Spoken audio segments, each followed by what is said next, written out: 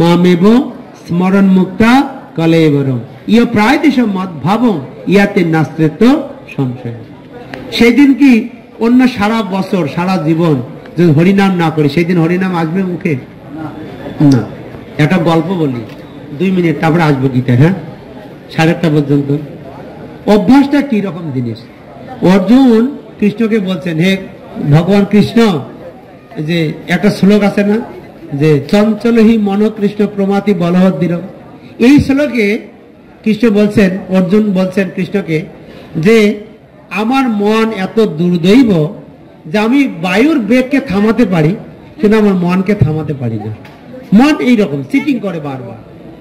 তখন ভগবান কি করেছিলেন, বলছেন যে তুমি অভ্যাস যোগ করো তাহলে তোমার মনটা স্থির হবে। তা একজন বাগানি, কেউ মনে করেন কেউ যে বাগানের যদি বংশভূত থাকেন, অভ্যাসটা শোনাই। এক ব্যক্তি সারা জীবন বিড়ি খেত, এত তার নেশা ছিল, শুধু মিনিটে একটা করে বিড়ি খেতেন। এই নেশা করতে এরম ফেলতো। অভ্যাসটা দেখুন, মৃত্যুর আগে আগে তার প্যারালাইসিস হয়ে যায়।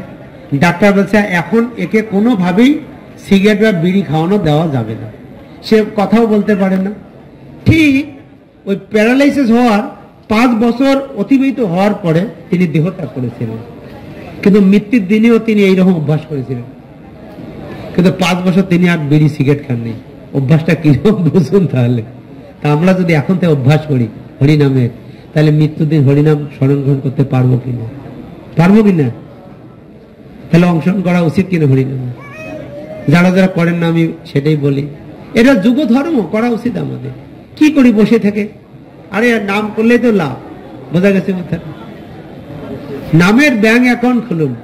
এই জগতে এই ব্যাংকের টাকা করে লাভ নেই, সরকার নিয়ে নেয় না, শেষ করে নিয়ে নেয়। কিন্তু ব্যাংক অ্যাকাউন্ট, এই অ্যাকাউন্টটা এই জগতে কেউ নিতে পারবে না আমাদের, বোঝা গেছে? ওকে, তাহলে আমরা 21 থেকে 22 পড়লাম। এখানে বর্ণনা করা হচ্ছে অর্জুন রথটি উভয় দলের মাঝখানে নিয়ে যাওয়ার জন্য শ্রীকৃষ্ণকে কি করেছিলেন? অনুরোধ করেছিলেন। এখন প্রশ্ন, কেন অর্জুন কেন তিনি কৃষ্ণকে মাঝখানে নিয়ে যেতে চেয়েছিলেন? তার 5টা কারণ এখানে বলছে গীতার গানে। মহিপদে পাণ্ডবপুত্র কহে ঋষিকেশে, উভয় সেনার মাঝে রথের প্রবেশে, যাবত দেখিব এই যুদ্ধকামীগণ, তাবৎ রাখিবে রথ অচ্যুত এখান। অচ্যুত মানে ভগবানের আরেক নাম অচ্যুত। অর্জুন বলছেন, হে অচ্যুত, আমি দেখতে চাই কারা কারা এই যুদ্ধে অংশগ্রহণ করেছেন, তাই আমার রথটি আপনি ওই জায়গায় রাখুন যে আমি তাদেরকে দেখতে চাই। এখানে পাণ্ডবপুত্র বলছেন কহে ঋষিকেশ। কৃষ্ণের আর নাম কি? ঋষিকেশ। ভগবান কৃষ্ণের বহু নাম আছে, যেমন কৃষ্ণ নাম। কৃষ্ণ নাম কেন হয়েছে কে জানেন? যিনি সকলকে আকর্ষণ করে। ভালো মনে রাখবেন, কৃষ্ণ নামের অর্থ কি? সর্বাকর্ষক, সকলকে আকর্ষণ করে।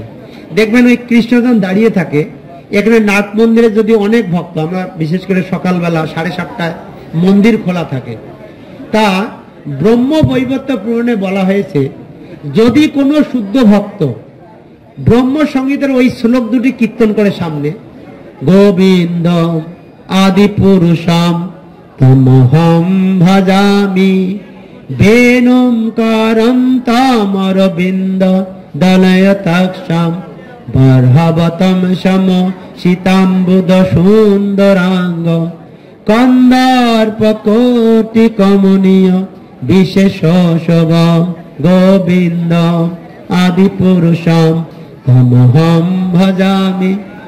তা বলছে কোন শুদ্ধ ভক্ত যদি এই শ্লোকগুলো উচ্চারণ করে, ভগবান সবচেয়ে খুব প্রীত হন। আপনি খুব পেট ভরে খাওয়ান, ভগবান অতটা খুশি হন না। দেখবেন কাউকে কোনো আত্মীয়কে আপনার বাড়িতে নিমন্ত্রণ করে খুব ভালো খাওয়ালেন, যাওয়ার সময় একটা গালি দিলেন, কি বলবে বলেন? আরো ওই আত্মীয় আপনার বাড়িতে আসবে না। এইবার অল্প খেতে দিয়েছেন, তার বহু গুণময় কীর্তন করেছেন, ওই আত্মীয় বারবার আপনার বাড়িতে আসবে কিনা? তার মানে গুণকীর্তন সবাই শুনতে চাই কিনা এই জগতে? ইভেন ভগবান পর্যন্ত গুণকীর্তন শোনার জন্য পাগল। নারদ মুনির কাছে, প্রহ্লাদ মহারাজের কাছে, ধ্রুব মহারাজের কাছে, সবার কাছে। ভগবান আমাদের সৃষ্টিকর্তা, তিনিও তার মহিমা, তার গ্লোরিফিকেশন শোনার জন্য শুদ্ধ ভক্তদের অপেক্ষায় থাকেন। সেই জন্য 7:30 আসবেন, বহু ভক্ত থাকে। সবাই দেখবেন কৃষ্ণ মনে আমার দিকে তাকিয়ে, উনি বলবেন আমার দিকে তাকিয়ে, উনি বলবেন আমার দিকে তাকিয়ে। এক কৃষ্ণ সবাইকে আকর্ষণ করে কিনা, সবাইকে তাকিয়ে থাকে কিনা। মায়াপুর টিভিতে দেখবেন প্রায় রাধা মাধবের সামনে 5 থেকে 10,000 ভক্ত দাঁড়িয়ে থাকে, কিন্তু সবাইকে আকর্ষণ করে কিনা কৃষ্ণ। ঠিক কৃষ্ণকে বলা হয় সর্বাকর্ষক। এইবার আমার নারায়ণ, রাম, রাম মানে যিনি আনন্দ দান করেন। গোবিন্দ, গোবিন্দ মানে কি? হ্যাঁ, গাভী, যিনি গাভীদের আনন্দ দান করেন, তাই না? তাই এখানে বলছে ঋষিকেশ। ঋষিকেশ মানে কি?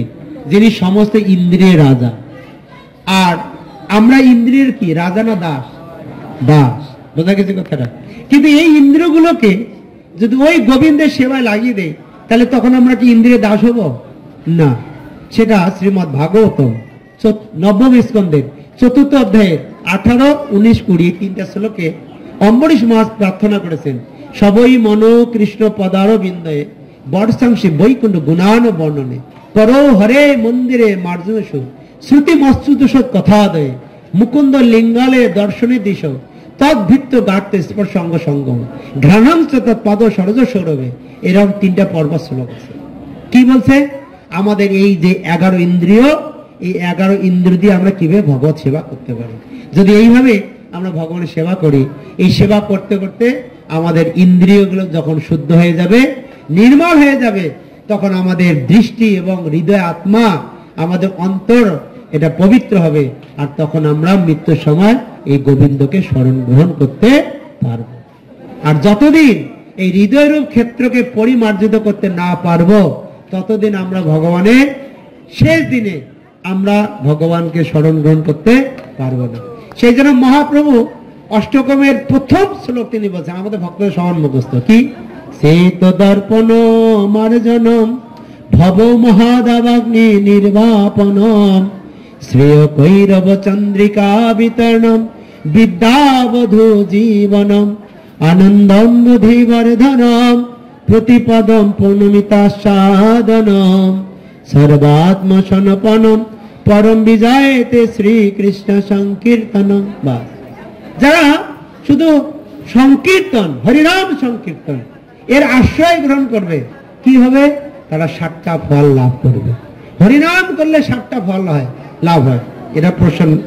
তাই এখানে পাণ্ডুর পুত্র ঋষিকেশ ভগবানকে তিনি প্রার্থনা করলেন, উভয় সেনার মাঝে রথের প্রবেশেতে আমি প্রবেশ করতে চাই। যাবৎ দেখিব এই যুদ্ধকামী গণে কারা কারা যুদ্ধ অংশগ্রহণ করেছে, তাবৎ রাখিতে রথ অচ্যুত এখানে। মানে কারা কারা এরকম হিম্মত, বল, শক্তি যারা এই কুরুক্ষেত্র নামক যুদ্ধ অংশগ্রহণ করেছে, তাদেরকে আমি দেখতে চাই। এই হলো তার 5টা কারণ।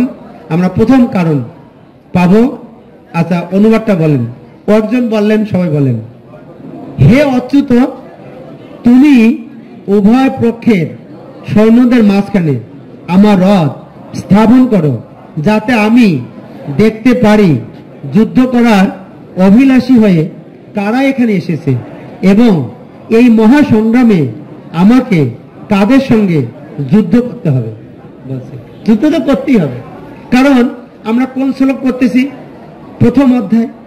এই প্রথম অধ্যায়ে ভগবান কৃষ্ণ একটা কথাও বলেনি। বলছেন যারা গীতা পড়েছেন, কখন বলেছেন না? 2য় অধ্যায় 2 নম্বর শ্লোক এবং 11 নম্বর শ্লোক, এই দুটোতে কৃষ্ণ একদম অর্জুনকে খুব থ্রেট দিয়েছেন। কি দিয়েছেন?